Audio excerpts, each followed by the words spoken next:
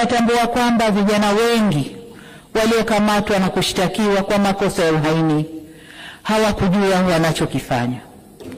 Nikiwa mama na mlezi wa taifa hili, ninavyoelekeza vyombo vya sheria na hasa ofisi ya mkurugenzi wa mashtaka kuangalia kiwango cha makosa yaliyofanywa na vijana wetu. Kwa wale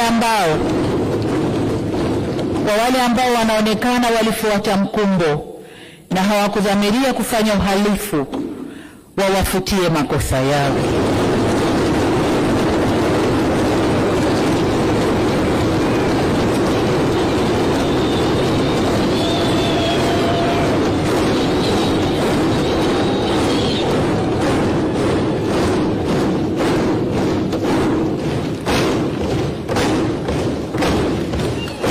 Asante waheshimiwa wabunge, nashukuru.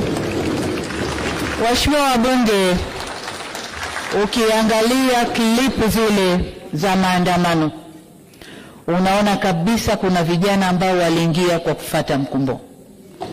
Wanaimba kwa kufuata ushabiki. Hawakuwa wanajua wanalolifanya.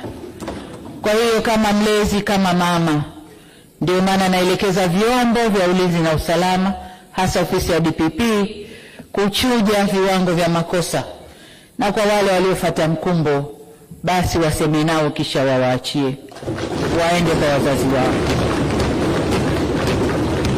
Natoa msamaha huo kwa sababu hata maneno ya Mwenyezi Mungu katika kitabu cha Luka sura 23 mstari wa 34 yanasema, na hapa nanukuu, Yesu akasema, Baba uwasamehe kwa kuwa hawajui watendalo.